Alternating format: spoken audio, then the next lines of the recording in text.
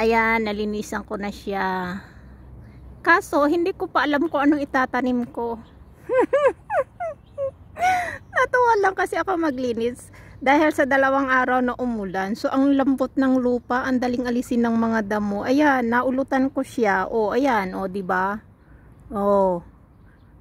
Medyo okay na rin yan. Mataniman ng kung ano-ano. Nalagyan ko na rin siya ng ng fertilizer. Ayan.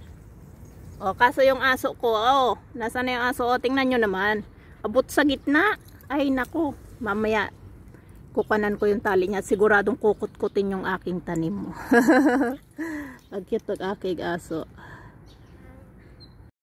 Yan ang aking ginawa nitong mga nakaraang araw. Naglinis ng tataniman ng, yan, tinaniman ko na siya ng kamote. May paksay na ako. May ilang piraso akong diyang eggplant. Yung talong, ayan, tapos meron din akong, may cabbage din ako diyan. So, tingnan ninyo, kinakain siya ng, kung ano na naman nangangain, kaya, lalagyan ko siya ng fish net. Haharangan ko yan kasi, mauubos yan kapag hindi ko nilagyan ng fish net. Yun ang gagawin ko ngayon. Pakita ko sa inyo later. Ayan. Pagkatapos ng 10 taon. Natapos ko din siyang lagyan yung mga, anong tawag mo dyan? Anong tawag nyo dyan? Harang-harang na yan. So, gagawan ko siya ng, lalagyan ko siya ng, anong tawag nyo doon? Sa, yung fish net. Lalagyan ko siya ng fish net. Wait lang. Lalagyan ko naman siya ng fish net para syempre hindi uudin at saka hindi pasukin ng mga biluluko na nangangain ng dahon. Dahil ilang araw yan, 2 days ko na siyang naitanim. Alam nyo ba yun? Ilan yung kinain ng biluluko kasi ulan ng ulan. So, hindi ko siya magawang lagyan agad ng fish net kasi umaambon at saka syempre hindi lang naman kasi yan yung ginagawa ko. Kaya yun, medyo na-delay yung paglagay ko ng fish net. Tapos sa tuwing hapon, umuulan, ayun. Kaninang umaga pinuntahan ko, tiningnan ko, oh wow, grabe. May 2 walang dahon. Kaya yan, napilitan ako na lagyan na siya ng fish net. Actually, nilagyan ko na yan kanina ng yung puti ang kulay. Kaya lang yung puti, hindi siya hindi kulang siya, yung kulang yung pagkakagupit kasi hindi ko matandaan kung saan ko ginamit yung puti. Kaya yan, pinalitan ko uli siya. Ginawa ko yung bagong bili na fish net ang inilagay ko. Ito, binili ito nung alaga ko na nawala. Bago siya nawala, binili na niya yan. Sabi niya, kasi last time na nagtanim ako ng cabbage, sabi niya sa akin, kailangan lagyan mo yan ng fish net para makasave ka ng time. Kasi every morning, pagkagising mo, pinupuntahan mo siya, tinitingnan mo kung may uod. So, kung may fish net siya, hindi ka na tuwing umagang pupunta, di ba? Kaya yun, binilhan nga naman niya ako. Ayan, ang gagamit ko naman na ngayon. Siya kung gagamitin ngayon. Tapos, hindi lang naman kasi talong ang aking itinanim dyan. Nagtanim din ako dyan ng wombok at saka yung repolyo nga. Alam nyo naman, pag yung wombok is syempre at saka yung repolyo talagang mauud siya, diba? Hindi siya mag-survive. Hindi siya mag-survive kung hindi mo talaga siya aalagaan ng ayos, diba? Kaya kailangan talaga ng fish net para makasave tayo ng time. Kasi hindi lang naman yan ang ating trabaho. Ang hirap din naman kasi nung every morning ikaw lang yung gagawa, ganun. Kasi hindi naman nila yan pupuntahan Ako lang din lang naman. So, mas maganda na yung ganyan na may fish net siya, diba? Kaya, ayan, ganyan yung aking ginagawa. Medyo maluang-luang sana yan.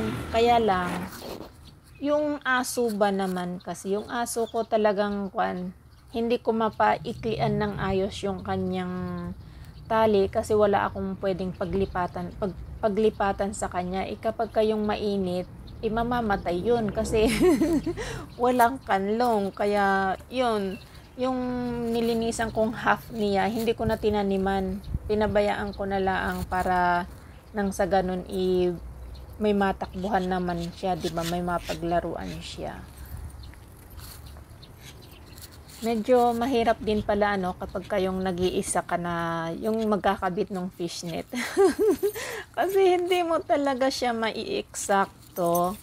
Tapos meron yung maikli, meron yung mahaba, ganun. Kaya iyan, yung amo ko, umalis sila kanina. Sinasama nga nila ako, tinatamad ako. Ayaw ko bang maglalabas kasi sabi magdi-dinner sila dun sa kabilang town.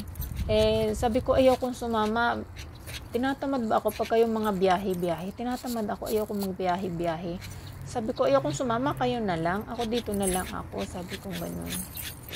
Tinatanong nga nila ako kung anong kakainin ko. Sabi ko, marami namang mga pagkain dyan. Pwede naman akong kumain ng kahit na ano.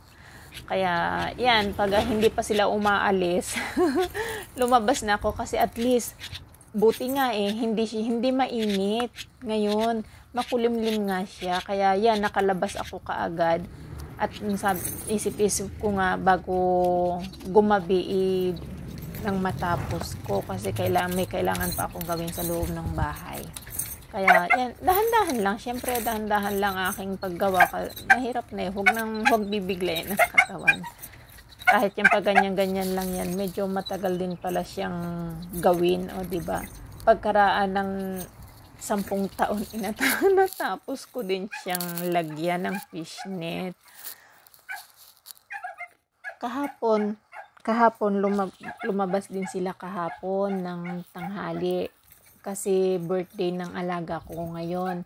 So, lumabas sila kahapon. Niyayaya din nila ako kahapon. Sabi ko, ayaw ko. Mag-aayos na lang ako ng garden ko. O, diba? Laging yung garden ang iniisip. Kaysa sa maglakwatsa.